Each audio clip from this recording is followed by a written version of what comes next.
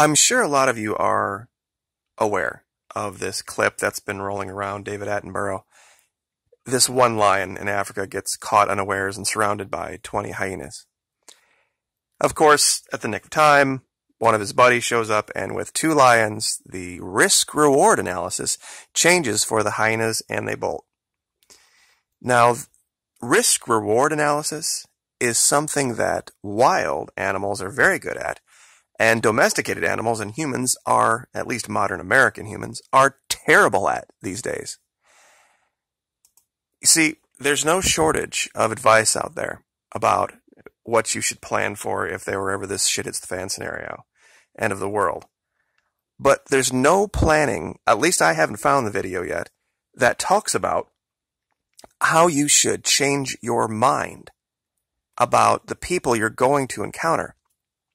We live in this hyper-capitalist state where everybody's thinking about themselves, promoting themselves, not promoting their group, which will be paramount, absolutely paramount in a survival situation.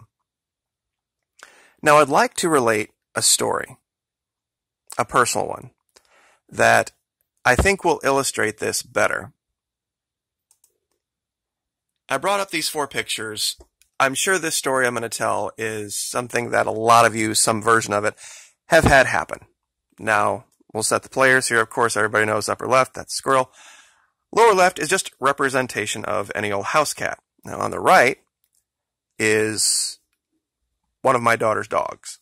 Upper right, Bichon Frise, named Chewy. And in the lower right is my dog from when I was in high school, Daphne. 100-pound German Shepherd, full-blooded German Shepherd. So here's the story. Chewy, up here in the upper right, if you take him outside and you say, hey, get the kitty or squirrel, he will look and he will find, and he will bolt head first toward anything with fur in that general direction. Now, he doesn't understand that if he would ever tangle with a squirrel, he would end up more than likely on the wrong end of it, because squirrels are nasty, mean little bastards. And some of them are rabid, and he's never going to eat it. He's got plenty of food inside. Doesn't matter. This little white dog up here doesn't do risk-reward analysis well. It just acts on its feelings. Now, Daphne, my German Shepherd, she would occasionally do that kind of thing. She would go out, she would see a squirrel or something. She'd kind of loaf, kind of jog over there, and the squirrels knew it, and they would just jog around the tree and hop up, and no worries. Because she was closer to being a wild dog, a wild animal that would do that risk-reward analysis just out of nature, out of instinct, and go, okay, yeah, it would be fun to chase this squirrel, but I have no interest whatsoever in getting anywhere near it, because I don't need food, and I'm not starving hungry, and that thing could, slice me up. Now, why do we have the cat? Well, we had a cat when I was a kid that was kind of a mean, nasty house cat, and I do want to emphasize house cat. He was 12, 13 pounds, and my dog avoided that cat like the plague. Why? Well, 100-pound German Shepherd, if it had wanted to, she just waltz over there and grab by the neck, one shake over. But what would be the point? Risk-reward analysis. And the reason I have the cat here is because one day the cat learned a very hard lesson about risk-reward analysis because it went after a squirrel and got its ass handed to it. Big enough to take it down, but squirrels are wild animals. Now, I'm sure what I've told you, everybody has had this experience of some type. But in a survival situation, in a wild situation, law of the jungle type of situation, your judgment, your analysis of what is going to be worth it, what's your best possible benefit for XYZ output, is something that is going to have to change. That's why I see a lot of this foolishness with gold. People think that in a survival situation, shit hits the fan situation, that somehow afterward, there's going to be anyone out there who's going to put faith in any kind of currency for a really long time. right now the faith isn't in the dollar, it's the faith in the government that's giving you the dollar. And when the government says you can go back to Walmart now after 2 months of no Walmart, and you can take your dollars and you can go up to the cash register just like you did your entire life and buy your stuff, that's what they're going to do. Even though it's fiat dollar for petrodollar for how long, it's not going to matter. You can walk into Walmart all day long with your gold pieces and it ain't going to matter. The difference is law of the jungle, law of the land. And until the idea of analyzing things, risk, reward, starts getting back into the minds of people that are preparing, they're going to prepare improperly. It's one other thing that I've talked about and I know I have a lot of military folks out there, and you can attest to this. How much time in the military did you spend at the range versus taking care of yourself physically, exercising? Not even close. You spent a lot more time doing PT, a lot more time doing personal maintenance than you ever did at the range. Why? What was your job as a soldier? Well, gosh, go out and shoot people, I guess. But what did the military know? The military knew that the weapon was not the rifle. The weapon was the person. The weapon was the mind of the person. And the mind of the soldier, I should say. And if they could get that mind in the right place, that put that body in the right place, in the right state, then everything else would fall in line.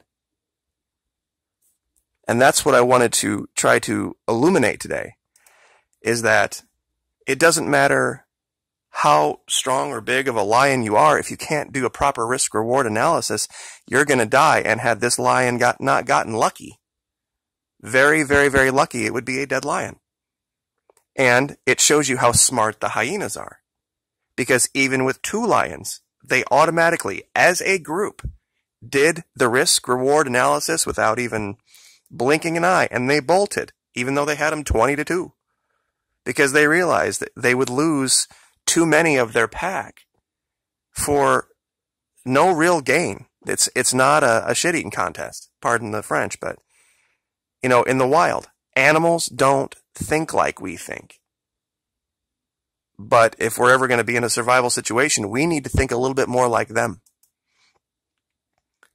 And think about what actions we're going to take and what's the best possible outcome of those actions.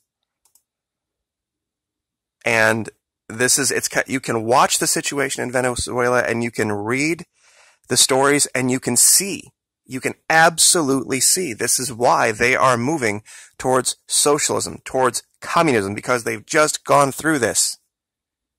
They're no different than you and me. They want to get up every day. They want to have a happy life. They want to have food on their table. They want to see their kids do well. And when capitalism fails, which it does always indefinitely because of the design of it, there is only going to be one answer. And when you go back and look at all of the survivalist videos that are out there, in the subtext is the well-being of the group, the long-term well-being of everyone as a whole, not just a few people.